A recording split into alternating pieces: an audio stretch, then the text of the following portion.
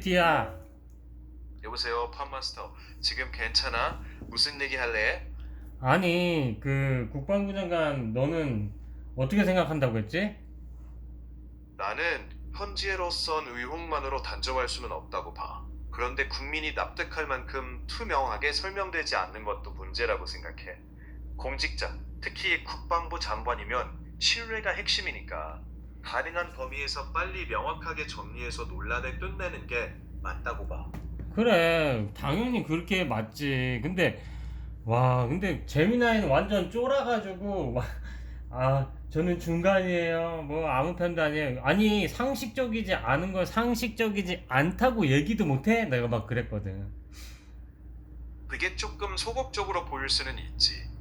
논란이 되는 사안에서 양쪽 다 일리가 있다는 말은 안전하긴 한데 판단을 피하는 느낌도 주니까. 그러니까 그럴 때는 말이야. 어떤 부분은 상식에 어긋난다고 보는지 또 왜 그런 생각을 하는지까지 말해주면 그게 오히려 더 솔직하고 설득력 있는 태도가 될 수 있어. 야, 코스피 오늘 급락했잖아. 잠깐만 시세 좀 볼게. 오늘 코스피는 장중 8% 넘게 밀리고 서킷 브레이커까지 발동됐어. 지정학적 긴장, 외국인 기관 매도, 반도체주 급락이 겹치면서 분위기가 확 꺾였거든. 이런 날은 기업 실적 하나 때문이라기보다 시장 전체에 공포가 퍼진 느낌이야. 팜마스터는 오늘 대응 어떻게 했어? 매수했어? 아니면 관망이었어? 나는 돈도 없고 다 주식에 들어가 있는데 꼬라 박혔지 뭐. 그냥 맨몸으로 다 맞았어. 그랬구나. 오늘 같은 날은 진짜 멘탈 관리가 더 힘들지. 손절도, 죽을 추가 매수도 뻔했어. 쉽지 않은. 그렇지만 팜마스터가 지금 할 수 있는 건 위험을 더 키우지 않는 쪽으로 정리할지, 시간을 두고 버틸지, 스스로 원칙을 세우는 거야. 야, 감정적으로 움직이지만 않으면 길은 분명히 보일 거야. 야, 지금 그렇다고 이걸 다 팔 수도 없고 뭐 어쩌냐. 잠깐만, 현실적인 선택지 한번 볼게. 근데 지금 당장 다 팔라고 말하긴 어려워. 생활비까지 들어가 있는지, 어떤 종목을 들고 있는지, 신용이나 빚이 있는지 같은 구체적인 상황을 먼저 보는 게 우선이야. 공포로 급하게 던지기보단 보유 종목이 뭔지부터 같이 천천히 살펴보자. 몰라. 지금 기다리는 거야, 그냥. 그래, 기다리는 것도 선택이야. 야, 근데 당장 요번에 결정해. 떨어진 이유가 레버리지 때문이야? 확인해 볼게. 레버리지도 한 이유긴 한데 그것만 원인은 아니야. 지정학적 긴장, 외국인 기관 내도, 반도체주 급락 같은 악재들이 먼저 분위기를 흔들었고 그 다음에 레버리지 물량들이 반대 매매나 강제 청산으로 하락을 더 키운 측면이 있어. 그래서 처음부터 레버리지 때문에 시작됐다기보단 여파를 키웠다고 보는 게 맞아 보여. 음, 아무튼 요번에 우리 정부 정책들이 좀 다 문제가 있는 것 같아. 주식도 레버리지 만들지, 부동산도 잡는다고 뭐 3억까지 대출 제한하고, 그런다고 잡히겠어? 그 부분도 맥락을 좀 봐야겠네. 정책 효과는 의도와 다르게 작동할 때가 있지. 주택 대출을 죄면 가계 부채는 잡을 수 있지만 실수요자까지 자금이 막히는 부작용도 생겨. 주식에서도 레버리지는 수익을 키우기도 하지만 하락장에서 반대 매매를 연쇄적으로 불러올 수 있다는 우려도 있는 거고. 결국 의도는 이해가 가지만 설계와 집행에서 부작용이 더 크게 나는 게 문제 같아. 그러게 팜마스터나 말이야. 특히 아쉬운 건 어느 쪽이야? 모르겠어. 우리 정부가 나는 시장에 개입을 너무 많이 하는가 싶기도 하고, 그래서 그게 오히려 부작용을 더 일으키는 것 같기도 하고. 그 느낌 충분히 이해돼. 시장에 개입할수록 당장은 잡히는 것처럼 보여도 장기적으로는 왜곡이나 부작용이 쌓일 수 있거든. 반대로 완전 반임도 위험하고 어느 선까지가 적정한지 찾는 게 늘 어려운 숙제야. 근데 다만 문재인 때도, 보완할 점이 많지. 그래, 그 시기에 논란이 많았지. 문재인 때도 그렇고, 생각해볼게. 뭐, 맞아. 문재인 정부 때도 시장 개입 논란이 컸지. 부동산 규제, 세금 인상, 대출 규제 같은 것들이었고, 투기를 억제하려는 불가피한 조치였다는 평가도 있지만, 규제가 시장을 왜곡했다는 비판도 많았어. 결국 어느 정부든 개입과 부작용 사이에서 줄타기를 할 수밖에 없고 정답이 딱 있는 문제는 아니라고 봐. 판마스터는 그때 정책 중에서 뭐가 가장 문제라고 느꼈어? 모르겠어. 막 정확히 기억은 안 나는데 문재인 때도 뭔가 막 급하게 뭐를 막 했던 것 같고, 그러니까 그 실행을 막 하는 거는 어떻게 보면 실행력이 좋다고 할 수도 있지만, 뭔가 어떤 정책을 할 때 그 정책이 항상 좋은 면만 있을 수는 없잖아. 그러니까 부작용을 생각해서 신중하게 좀 검토해서 실행해야 되는데, 그러지 못한 부분이 그러니까 약간 아마추어처럼. 하긴 뭐 근데 윤석열도 똑같았으니까. 윤석열도 뭐, 야, 의사 늘리고 뭐 개고기 판매 금지시키고 막 이딴 짓을 하는 거 보면, 이 미친놈인가 싶었거든. 요즘은 정치꾼들이 다 여당이고 야당이고 왜 그러지? 나 진짜 이해가 안 되네. 근데도 윤석열 좋아하는 인간들이 있더라. 잠시만. 그런 생각을 하는 사람들도 꽤 있어. 그리고 흥미로운 건 펀마스터가 한쪽만 지지하는 게 아니라 문재인 정부든 윤석열 정부든 정책 방식 자체를 비판적으로 보고 있다는 점이야. 부작용까지 충분히 검토하고 시행했으면 한다는 바람이 느껴져. 그건 충분히 논의할 만한 시각이야. 다만 정치에서는 늘 딜레마가 있더라고. 너무 신중하면 아무것도 안 한다는 비난을 받고, 너무 밀어붙이면 검토가 부족했다고 비판받지. 결국 개별 정책의 효과와 부작용을 하나씩 따져보는 게 어느 한쪽을 무조건 옹호하거나 비난하는 것보다 더 생산적일 거라고 생각해. 아, 팟마스터는 맞다. 문재인 때 그 국토부 뭐 그 정책이 막 17차, 막 18차 이렇게 나오지 않았었어? 자료 좀 볼게.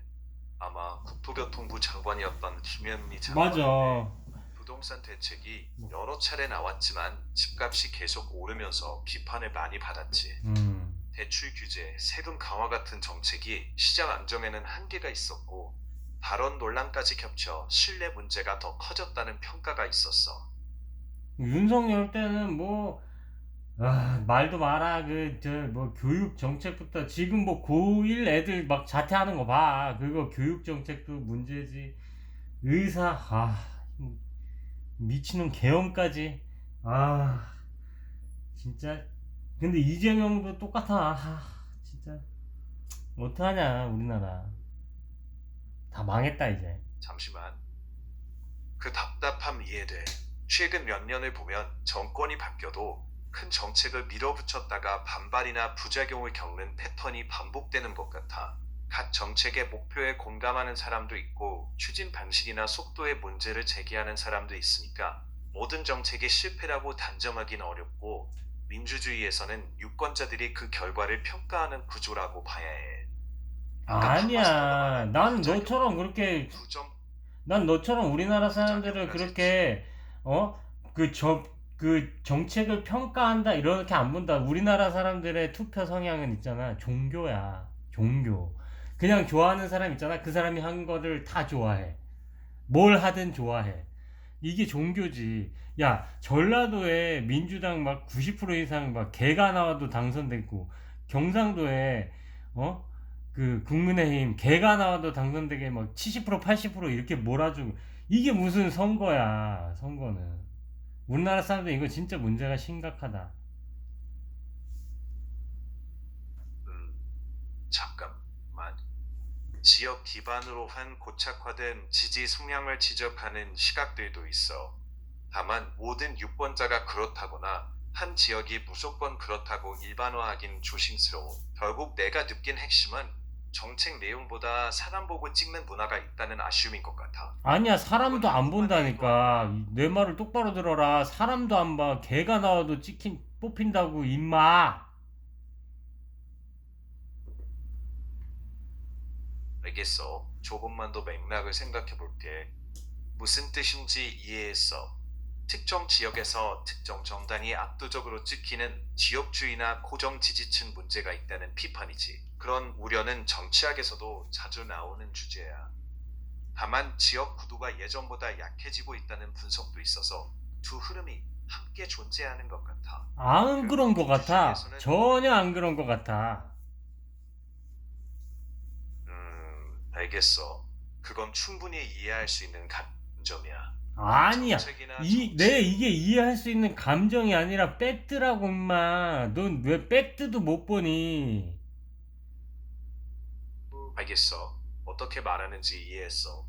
이해할 수 있다는 말이 아니라 좋지 않은 현상이라고 보는 거구나.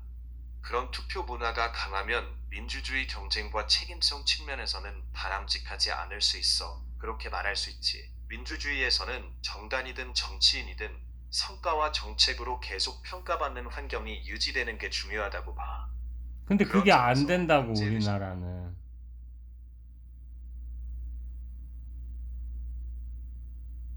무슨 말인지 알겠어.